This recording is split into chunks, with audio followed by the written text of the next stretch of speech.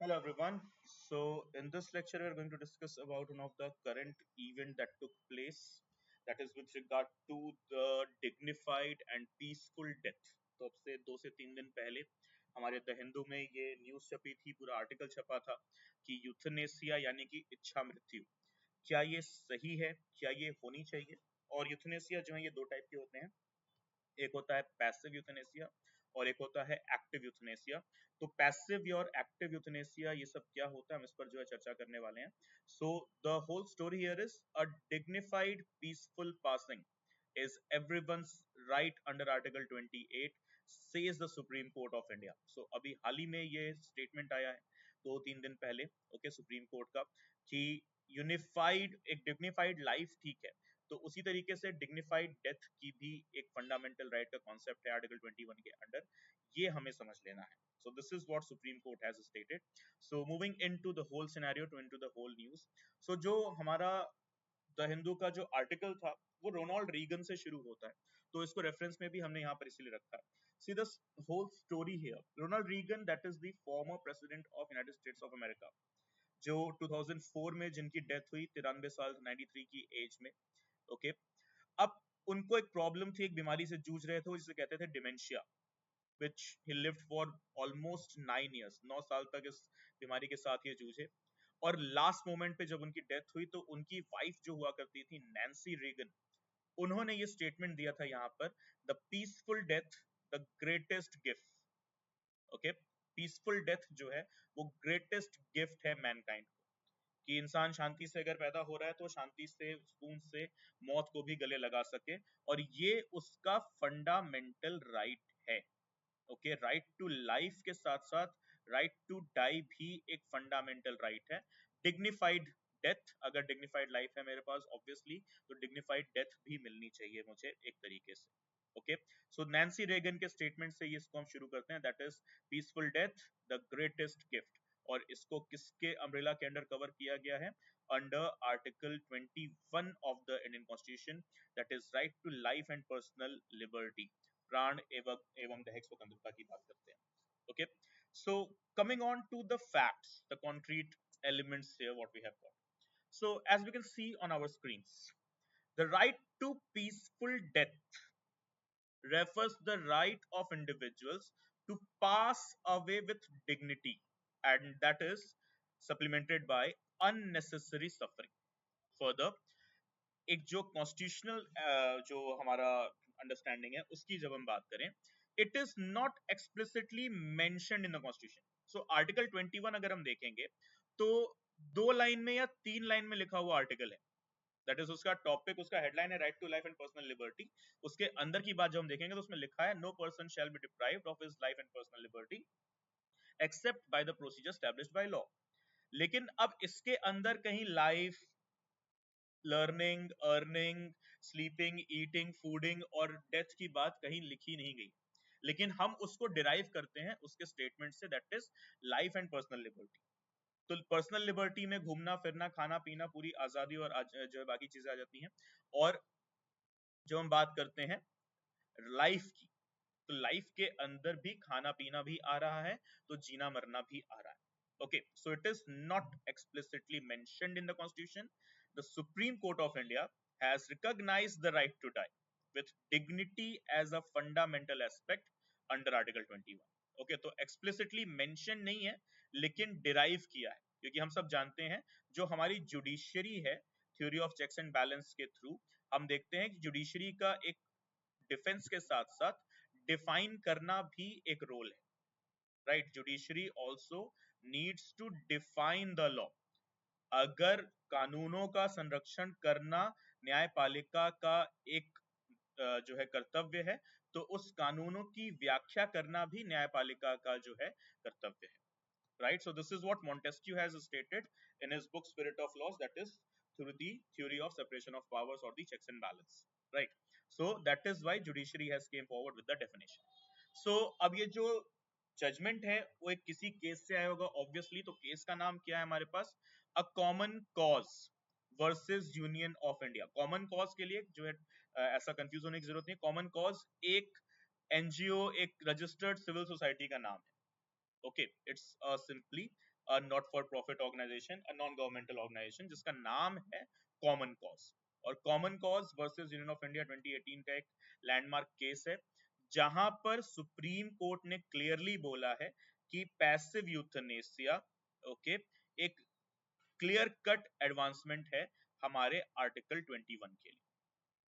ठीक, कि अगर राइट टू लाइफ है तो राइट टू डेथ भी मिलेगा, लेकिन ऑब्वियसली ऐसे ही नहीं कि किसी को भी कभी भी मरने की जो है इच्छा है तो मर सकता है, नहीं, on conditions, that is medical conditions, right. So that is what we need to understand, इसीलिए उसको बोला गया यूथनेसिया। यहाँ पर सुसाइड या आत्महत्या की बात नहीं हो रही है। यूथनेसिया को हिंदी में जो हम बोलते हैं तो वो है इच्छा मृत्यु। इच्छा मृत्यु कब दी जा सकती है? Only when a person is declared medically dead. Medically dead that is कि अभी जिंदा तो हैं लेकिन जिंदगी बहुत समय तक नहीं चलेगी, और यहाँ पर अब जब तक जिंदा रहेंगे उनको सफर ही करना पड़ेगा, तो इन दैट केस यूथनेसिया या इच्छा मृत्यु आ सकती है। अब इसमें हमेशा ध्यान रखना है, इच्छा मृत्यु और आत्महत्या ये सब अलग अलग हैं, एक नहीं है। तो अगर हम यूथनेसिया लॉ इन इंडिया की बात करें, ओके, यूथनेसियाज लॉ इन इंडिया और इच्छा मृत्यु के जो कानून है इंडिया के पर्सपेक्टिव से, वो क्या क्या है, कैसे कैसे, अगर हम उनकी बात करें, so here we go. So the law in India distinguishes between active and passive euthanasia. तो दो हैं, एक्टिव खुद से, पैसिव तब जब पेशेंट होश में नहीं है और होश में आने के चांसेस भी नहीं है। सो एक्टिव यूथनेसिया क्या है? Intentionally administering lethal compounds to end a person's life. Okay, it remains illegal in India. अभी भी एक्टिव यूथनेसिया इंडिया में अवेलेबल नहीं है, ये ध्यान रखना है हमें। It is still illegal. Okay, तो एक्टिव यूथनेसिया के कॉन्सेप्ट को हम यहाँ पर कट कर सकते हैं। दूसरा आता है passive euthanasia, which refers to withholding or withdrawing the life support system, okay, to a vegetative patient that is brain dead, जिंदा तो है लेकिन एक्टिव नहीं है, तो उनको दिया जा सकता है। और ये इसके रेफरेंसेस हमें दो जो है मर्तबा देखने को मिलेंगे, एक 1996 में इन दी ज्ञान कौर केस, और दूसरा 2011 में इन दी अरुणिमा शानबॉग केस। तो इन दोनों केसेस को हम जो है आगे फर्दर डिस्कस करेंगे। ओके, अभी just for the sake of reference यहाँ पर हम रेफर कर रहे हैं। ओके, सो पैसिव यूथनेसिया इंडिया में बिल्कुल एब्सोल्युटली एक्टिव है और लीगल है, लेकिन एक्टिव यूथनेसिया पूरी तरीके से इंडिया में अभी इलीगल है, पूरे तरीके से, कोई भी इसमें बट इफ वाला क्लॉज नहीं है। हाँ, और एक्टिव यूथनेसिया जो है उसको एब्सोल्युटली हमने ग्रीन सिग्नल दे रखा है कि वो करेक्ट है, हो सकता है, बट दैट इज ऑल्सो हमें यहाँ पर भी जुडिशरी को यानी कि जो हमारे लोकल कोर्ट्स हैं उनको जो है कॉन्फिडेंस में लेना होगा। डॉक्टर्स का पूरा प्रिस्क्रिप्शन लगेगा, उसके बाद ही पॉसिबल है, और इज पॉसिबल नहीं। So India's euthanasia timeline, timeline as in कि यूथनेसिया, पैसिव यूथनेसिया इंडिया में कब और कैसे वैलिड डिक्लेयर करेगा और क्या क्या हुआ। So what we can see here in the Gian Kaur case, the Supreme Court held that both euthanasia and assisted suicide, they are not lawful in India. The court confusingly stated here. Okay, that is, the right to life under Article 21 does not include right to die. ये 1996 की कहानी है, ध्यान रखिएगा। Supreme court का judgement ऐसा कुछ नहीं होता है कि एक जजमेंट अगर उन्होंने दे दिया तो जजमेंट चेंज नहीं हो सकता है। नए फैक्ट्स, नए एविडेंसेस, नए एलिमेंट्स को ध्यान में रखते हुए जजमेंट चेंज भी हो सकता है। तो ज्ञान कौर का जो केस है और ये जो आप पॉइंट 1 देख रहे हैं यहाँ पर, ये 1996 की दास्तान बयान करता है। Okay, so right to life के अंडर राइट टू डाई नहीं आता है, ये क्लियरली बोला था सुप्रीम कोर्ट ने in the Gian Kaur case. Okay, so here it is once again, the right to live with dignity does not include the right to die with dignity. But the court could not come up with any practical rules and passed the buck to lawmakers to come up with the regulating of the euthanasia. लेकिन उसके बाद law makers भी इसके ऊपर, यानी कि हमारा जो लेजिस्लेशन है, जो पार्लियामेंट है या स्टेट लेजिस्लेचर है, वो भी इसके ऊपर कुछ खासा एक्शन नहीं ले पाया। बट फिर उसके बाद अगर हम बात करें इन 2006 196th report of the law commission brought out the medical treatment of terminally ill patients, protection of patients and medical practitioners bill of 2006. However, it wasn't passed. That is, no law was made on euthanasia. Further, in 2011, Supreme Court in Arunima Shanbag versus Union of India case laid down the guidelines to process pleas for passive euthanasia.